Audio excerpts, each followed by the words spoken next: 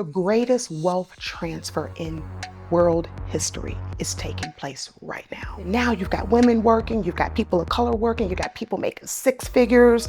They have these investments. And so we're looking at probably close to $83 trillion that will be transferring to the next generation. You know, we're seeing this multi-trillion-dollar industry emerging in personal transformation and health and wellness and longevity.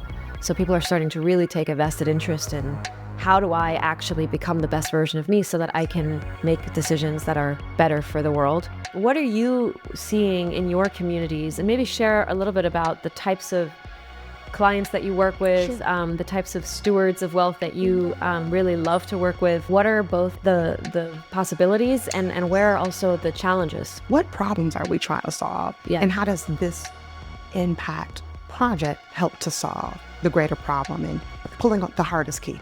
Yeah. How they feel about it is key. Because so people will cut a check when it really, when it feels right. Yeah. Welcome, Jackie, or Jacqueline with a Q. Yes, with the Q. I want to very briefly just share how we met. Yes. Which was in a moment of extreme confrontation with the cold. It was. We were at a gathering called OR, yes. or in Nebraska of all places. And we were going through a pretty severe weather moment. Yes, we where were. The temperatures had plummeted. It was pouring rain. We were literally camping. Yes, we were. In the mud. And we found ourselves, this fateful meeting happened in a trailer bathroom. We're both trying to take a shower at like 7 a.m. There's no power. The water is freezing.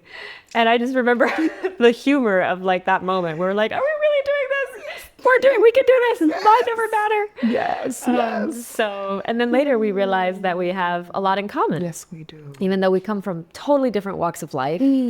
But there's a very strong connection specifically around the stewardship of wealth. That's right. Putting wealth in the hands of women of color. Yes.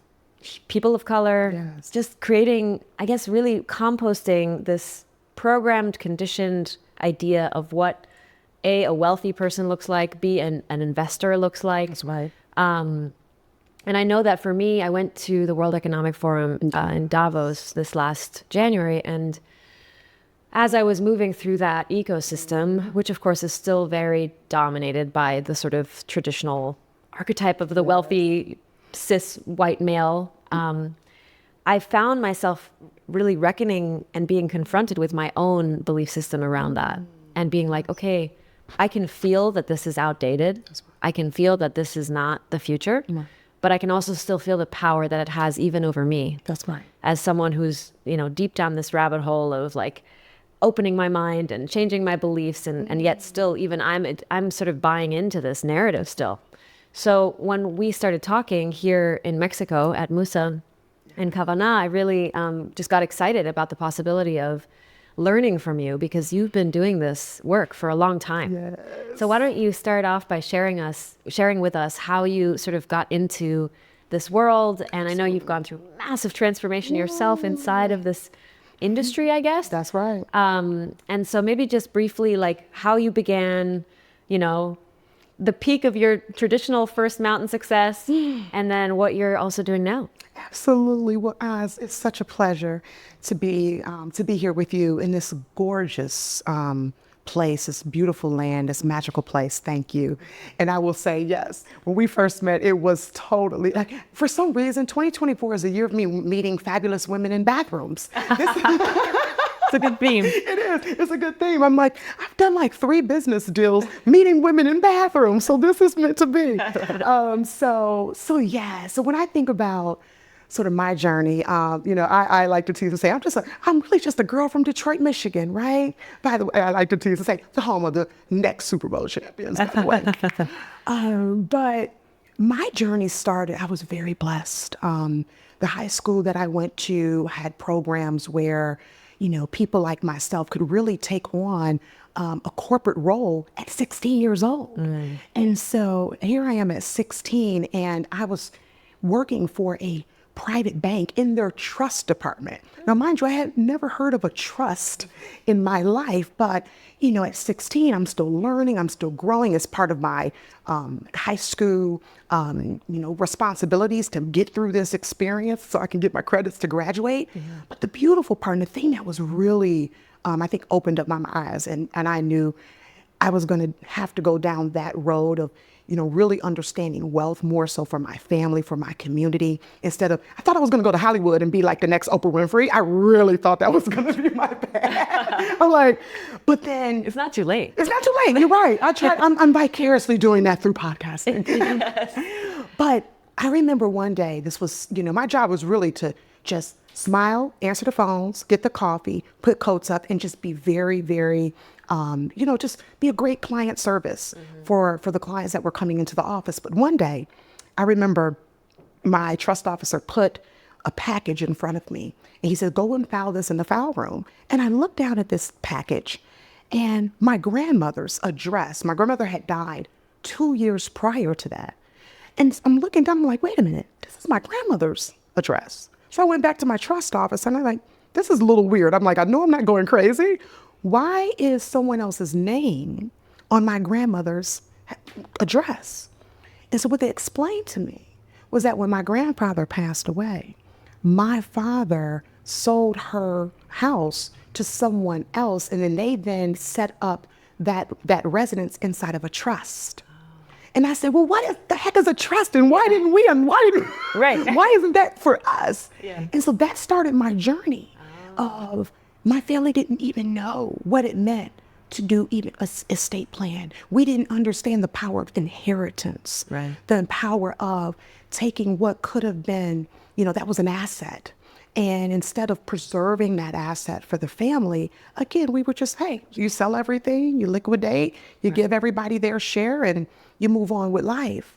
And then here I am 2 years later, sitting in the private bank working with multimillionaires at 16 years old, and I'm staring at my grandmother's house. Wow. That technically could have been part of our inheritance, but yet now part of someone else's trust. Right. So that's when I knew, all right, I've got to go down this journey and understand wealth for my family, for my community, and for this world. Wow. Yeah, that started the journey.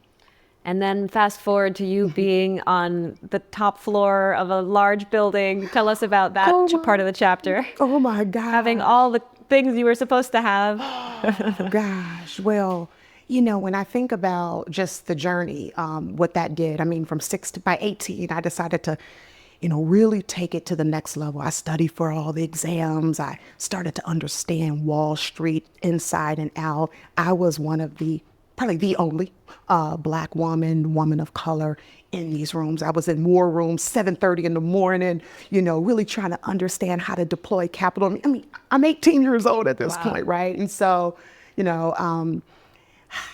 it was just, I knew that, it was so important, just as a woman at that time, and we're talking the 90s now. So I had a chance to see a lot of things. If you knew the 90s, when it came to Wall Street financial services, I mean, my God, we were going through the tech bubble. We were going through the change of the century to the new millennium. Then we went through the Enron crisis. Then we went through the bubble. And so just going through all of that just taught me so much. But I knew at some point my life was going to evolve into something that was going to require me to exit that particular lifestyle. I like to say, for lack of better words, I saw too many wolves on Wall Street. Mm-hmm. And I knew that my heart wanted to be the heartbeat of Wall Street.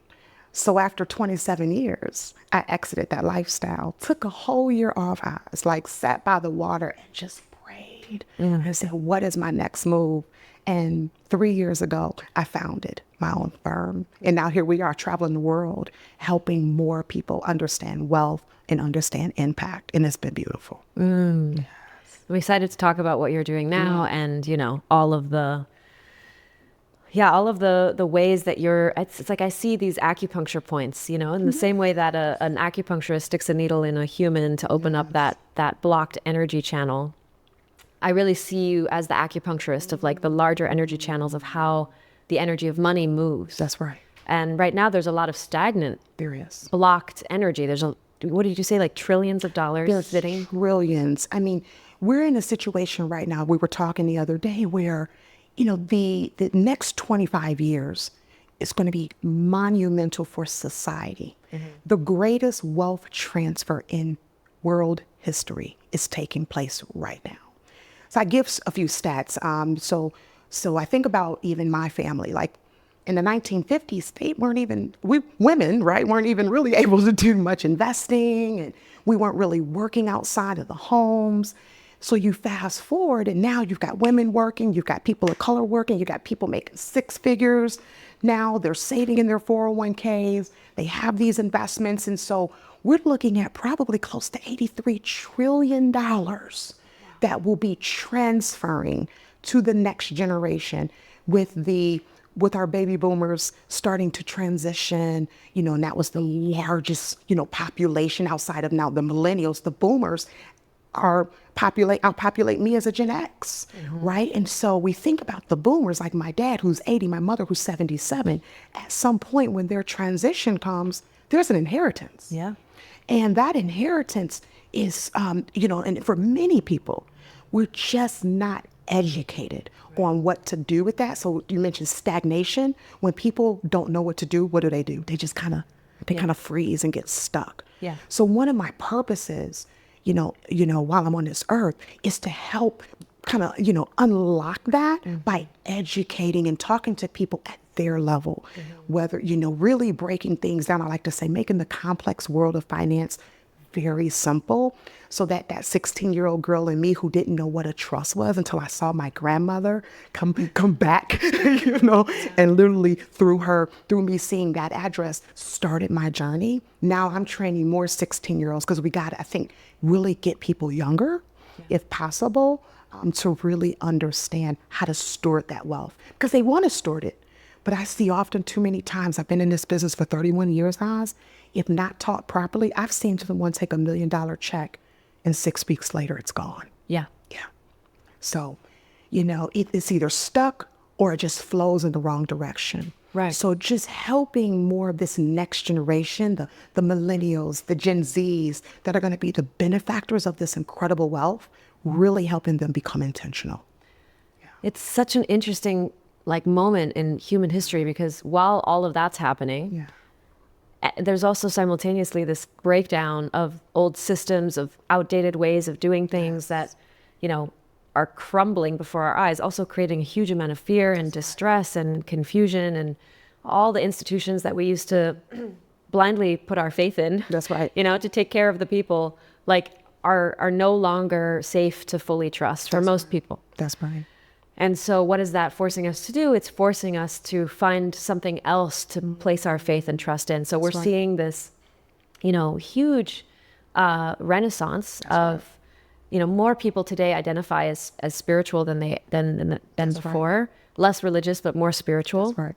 People are looking for answers. People are doing more self-inquiry. That's right. Looking for deeper meaning within themselves. That's right. We're seeing this multi-trillion-dollar industry emerging in personal transformation and health and wellness and longevity. So people are starting to really take a vested interest in, how do I actually become the best version of me so that I can make decisions that are better for the world? That's right. What are you seeing in your communities? And maybe share a little bit about the types of clients that you work with, the types of stewards of wealth that you really love to work with, and what are you seeing there? What are both the possibilities and where are also the challenges? That's good. I would say for us, my unique sweet spot is truly with, middle-aged women of color that tend to be high-performing, high-level C-suite executives. So again, it's kind of like I attracted myself. Of course. So a lot of these women, because of who I am, they sort of naturally trust me because I understand their journeys. Sure. Many of these women, like myself, we're part of that sandwich sort of generation where we've still got, some of us have our mothers and our fathers, blessed, that are still here, but we're helping to take care of them. Like my dad, who has dementia, right? So there's those issues that we have to deal with, but we also have children, that we're taking care of as well. And many of us, unfortunately, are doing it alone. You know, where unfortunately, a lot of the women that I work with are divorced. They're single mothers. And so they're holding kind of I like to say, the weight on their shoulders and on their bellies. And it sort of reminds me of, you know, when I took my recent trip to Africa, and I see the women walking around, you know, they have all of their, you know, their work is literally on their head. They're out there selling their fruits and their vegetables, but they have baby on the front, baby on the back. And it's just like, you just see the strength of what they're doing. But a lot of them are tired. Yeah. And they've come to me, a lot of these women, especially post-pandemic. I was blessed to exit in 2019 and really use 2020 to start my healing process, where many people from the pandemic, they just want to throw in the towel and really start to say, how can I live a life of true and complete freedom? Because and I'm saying my clients, who are mostly these middle-aged Black women, they just feel tired. They feel like they've had to take care of so many people that they want to know, is there an opportunity to be taken care of? So a lot of my work, even though I'm helping them manage their wealth, many of them we like to call Henrys.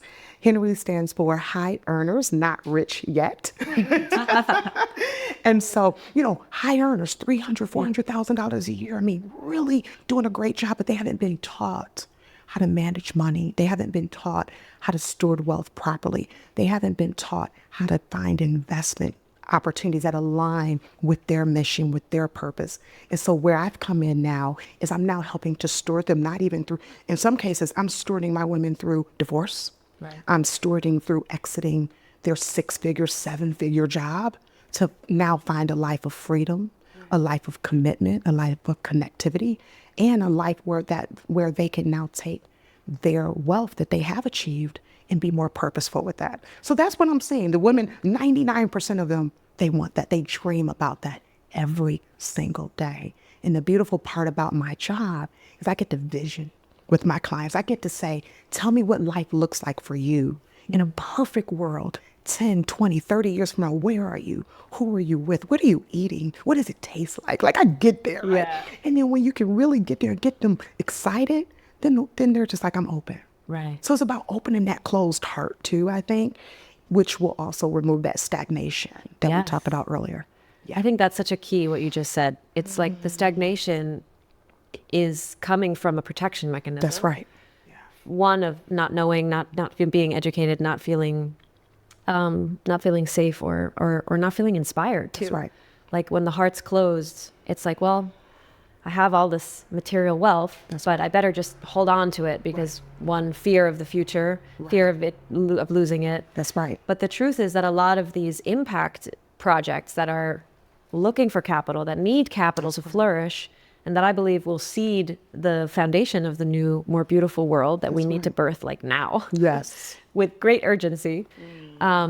They do require people to have vision and people to be values aligned and people to be willing to take risks and take bets on visionary founders that are thinking outside of the box and not just adhering to the old rules of the game. Maybe those are tried and true and tested, whatever, to get certain returns.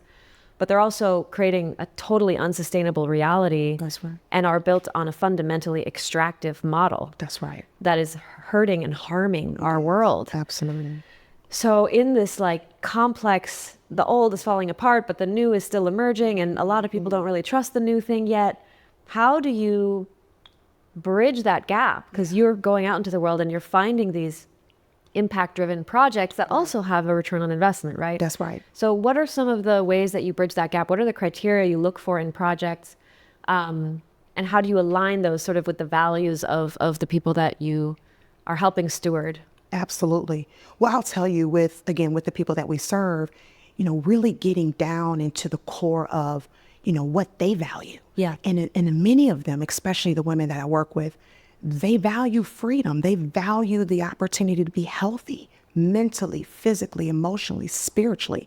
They spend most of their time in projects like this, so why not be part of it versus being a consumer of it, be an investor of it? So it's helping to sort of shift the mindset of the person who says, I want to be an investor in a project in Mexico or in a project in Africa that really aligns with who I am, because a lot of women, especially women of color, we're givers. I mean, we're taught like at birth to give 10% to the church or give 10% to your favorite charity. So we're taught that to whom much is given, much is required, and that your first fruits are to be planted in projects that you know will steward that tenfold return, right? And so when I think about our clients, I mean, they want to be part of the change of the world. They are innate, they're the mothers, right? They are the aunties, the sisters, the cousins, and many of them are being, they're personally being called on to help so many other people in their pathway, right?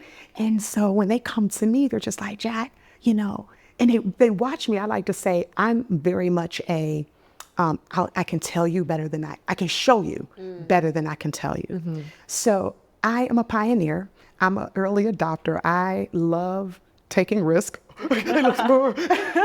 I think, and so for me, I believe where I've been very fortunate and blessed is that I'm not afraid to just say, you know what, ladies, let me go do it first.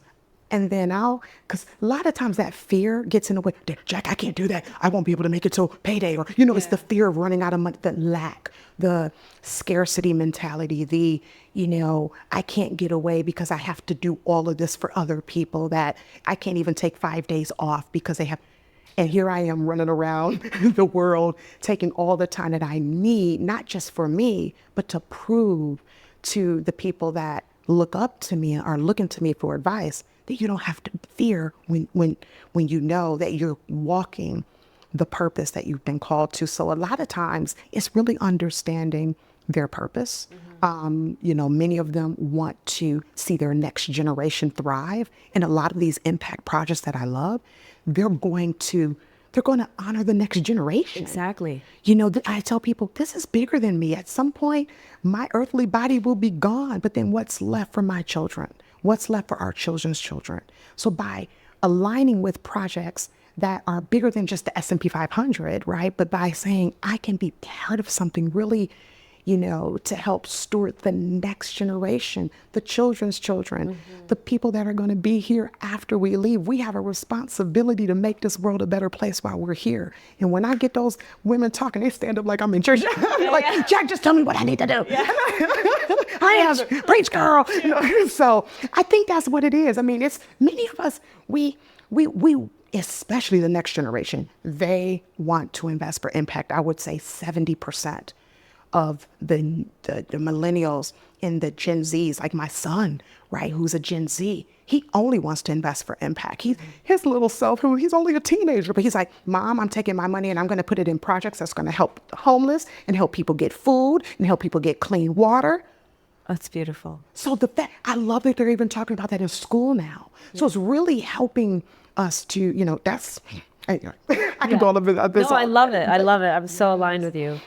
So for someone listening to this who's maybe stewarding a purpose-driven project and that project needs capital, what would you say are what are the boxes that need to be checked?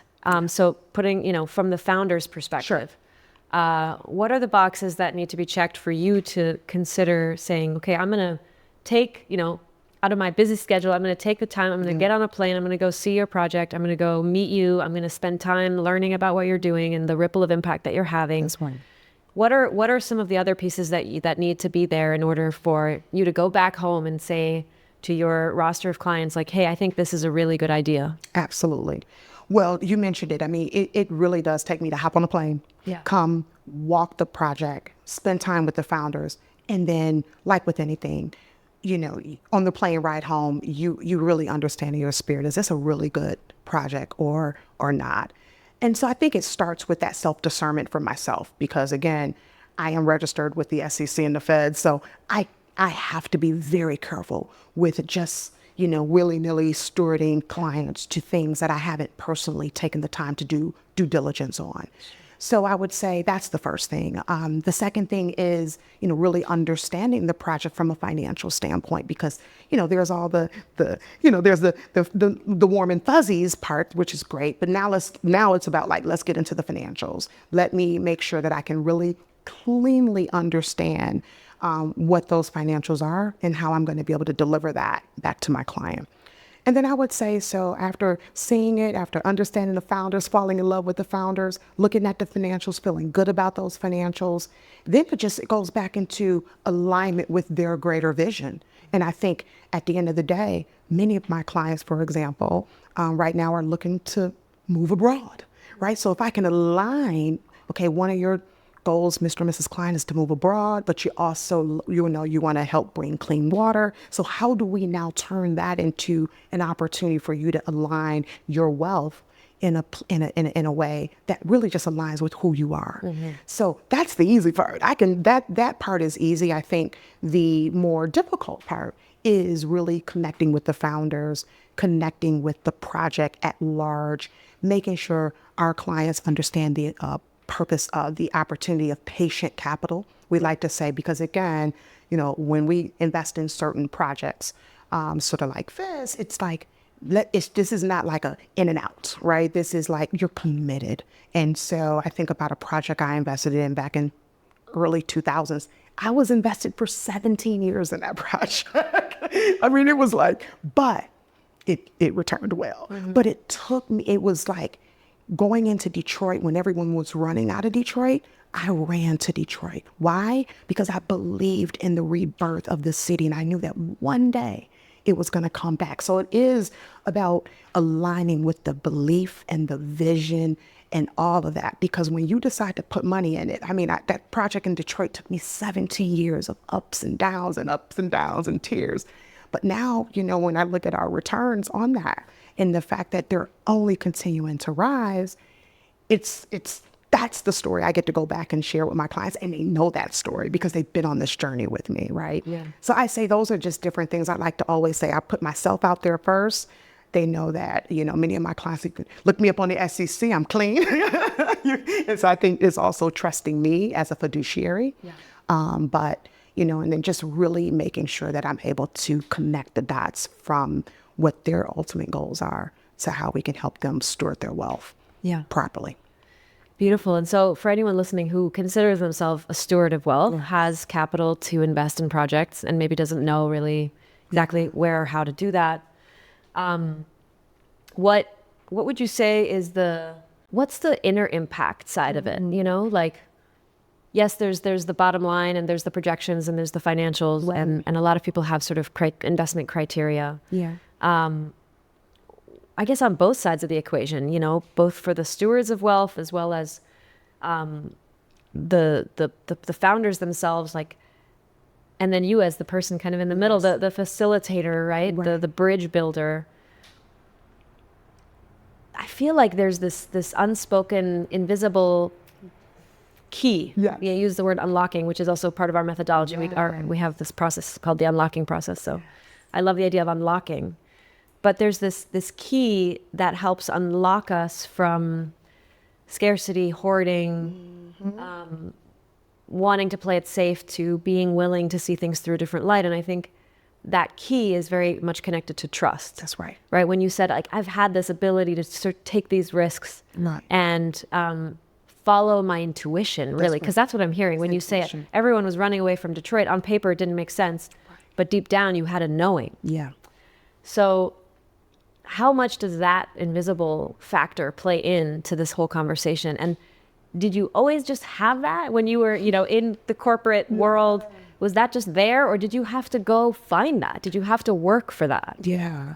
I think I'm very, I like to use the word blessed a lot, because I think that helps me to really understand my gift and my talent of being able to go deep and understand that some things are just a diamond in the rough and just need to be polished, right? Just like some of our human beings, where you can see the talent in someone almost, but you're just like, we just need to take you and polish you up a bit. And that's how I felt about Detroit. That's how I felt about Africa. That's how I feel about some things are just like, this is beautiful, but you just need the right people to surround it to really, to just bring it to life and watch that diamond shine. And some things, they need to be buried for dead. Let me be clear. And so, when I think about, I think about a conversation I recently had actually with a major NBA, former NBA basketball player, but he played in the NBA for 17 years. So he's just solid, won a bunch of championships. So I sat down with him this summer, and so he's stewarding around $200 million of wealth, but he's very focused on like his work. Now his work is in cannabis, and he's, really laser focused on investing in alternative medicine. And so for him, it was like, I will unlock all of this if it's in this realm, right? So a lot of times it's just understanding. And for him, the reason why that became, a focus for him was because when he was playing in the NBA, he was dealing with a lot of physical pain and ailments. And so that helped him get through that, cannabis helped him through the pain. And so now he's invested all his like he's 100% in on that. And so his focus is, if it can align with my healing, then I'm in. Right. If it aligns with the fact that, there's so many other players like me that also have these same ailments. And if I can just focus on that, then he feels like that's where the real expansion.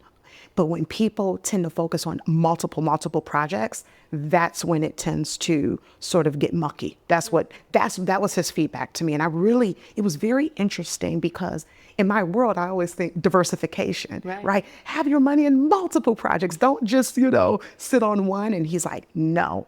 He said, at this point, they've made all their money. They know exactly what they want to invest in. They may have a core model where they still have money in the overall capital markets and S&P, but for the most part, they're going to unlock capital in, focus areas that really align with, the things that either brought them pain and now they want to really be part of again. How do we fix? It's kind of like a solution. It's like, how can I be part of the solution? And how does my money allow me? Whether it's, for him, he started his own fund, or whether it's investing in a fund like yours, where now it's like, I want to be part of the solution because I know what it feels like to have this as a problem. Yeah. And I think the key word there is feel. That's right. At the end of the day, like, yes, we're going to use our, what I call our intellectual intelligence, like our analytical mind, the ability to look at the numbers and does it make sense and all the things. And that's important. We need rationality and reason and all of that. But at the end of the day, the emotional side of this is I think the thing that carries us through the moments of doubt, or the moments of like, oh shit, and this is a risk. This is a project that might take a lot longer to yield a return. Patient capital. I love that language. But is the other return on investment, or the ripple of impact, just so clear in my feeling body that that's worth it. And then the money comes when it comes. But you hit the nail on the head. It is about the heart. I will tell you, when I'm able to get someone at the core of their heart and how they feel, again, many people do want to figure out how to be a solution to a problem. Yeah, for sure. And, and if we can figure out what that problem is that they so deep down inside are committed to, then we can just align an opportunity and say, let's focus on solving the problem. Yeah. Right. And being a solution to the problem. So that's sort of the better way, I would say, to bring some of these projects to the table. Like, what problems are we trying to solve? Yeah. And how does this impact project help to solve the greater problem? And pulling on the heart is key. Yeah. How they feel about it is key. Because so people will cut a check when it really, when it feels right. Yeah. When it feels right. It's easy to cut a check, because I think about all the people that I know with money. I mean, My God, they'll cut $100,000 check just to rent a yacht for a day. Of course. Okay, I mean, so my gosh, I'm like, you know, that 100,000 could have been in, but more of the story is it felt right, right? The person wanted to rent that for their, because they want to feel good. They want to have a good time. So it's that same kind of feeling. Yeah. So let's just take that same example of cutting a big check to throw a big party and how we can do that and own a piece of paradise. Yes. At the same time. Because a lot of it is the story that underlies the decision, right? Because we've been given an idea of what happiness and success looks like. And a lot of times it looks like being on a yacht just popping champagne. Right. And sometimes that's great. Right. But there's also, I think, a longing right now to talk about diversification, right? That's to diversify the idea, the vision of what fulfillment looks like. That's right.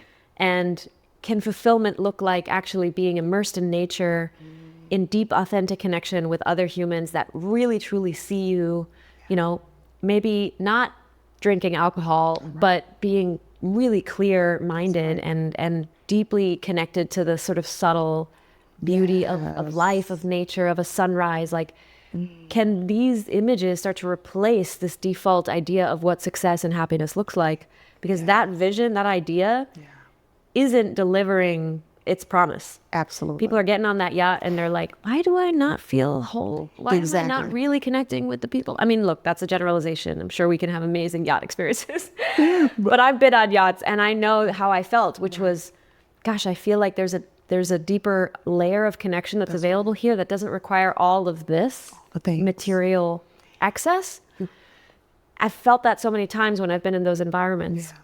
Some of the most deeply, profoundly moving and fulfilling moments have been like, literally sitting on the ground. Right. In the dirt. With a bunch of beautiful humans sharing my heart. Yeah.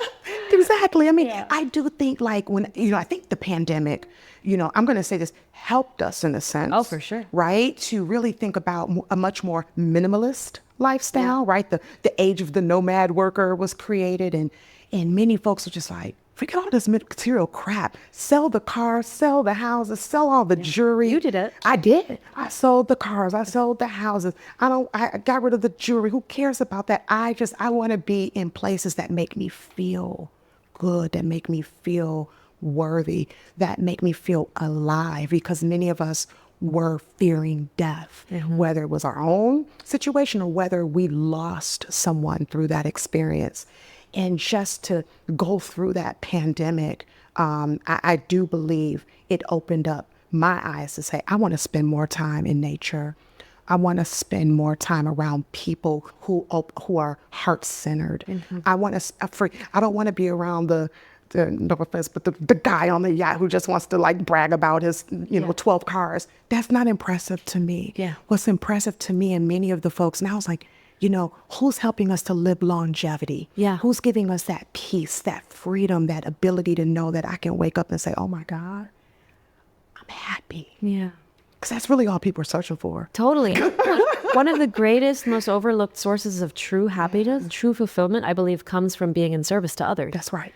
There's this beautiful term, compersion, which is like when you receive pleasure from witnessing someone else experiencing pleasure. That's right. And I think that feeling is addictive, just in the same way that sugar can be addictive, right? That's right. We can get addicted to things that are generative or things that are depleting. That's right. So how do we start to swap out, these ideas? And it's really, so much of it has to do with reprogramming our minds, opening our hearts, getting into our bodies. And for the founders listening to this, who have a big vision and who are looking to bridge capital into that, find the people, to your point, that get the why. That's right. And because they've lived it. That's right. Because they went through their own arc of, that was my pain point, and now this solution that your project is about amplifying was the exact acupuncture point that I needed to go through this transformation. And if they haven't gone through it yet, take them through it. That's what I did in a way with my husband and business partner and investor, Benjamin. He didn't know what his thing was. Right. He was like, I'm lacking purpose. I feel unfulfilled. I have money, but I don't know where to put it. And it's not feeling authentic to just write checks to charity randomly. That doesn't feel right either. And so when I first met him, he didn't care about the environment. He didn't feel connected to nature. He wasn't like, we need to clean the water. Like, he didn't even recycle. He was like, it's just not, I don't have an emotional connection to that. Right.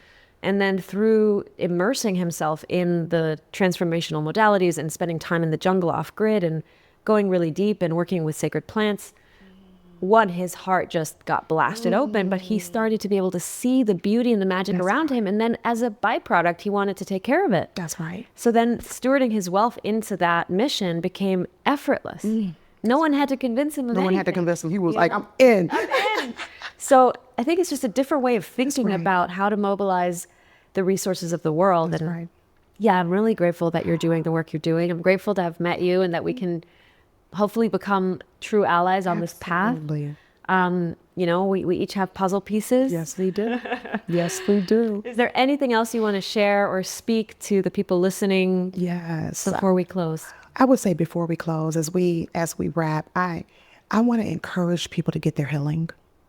You just mentioned your husband and where he started and where he's at and the journey that he continues to be on. And I think when I think about this story I shared with you the other day about my dear friend Christy and how she was just going to drag me down those stairs by every strand of my hair because she saw me dying inside.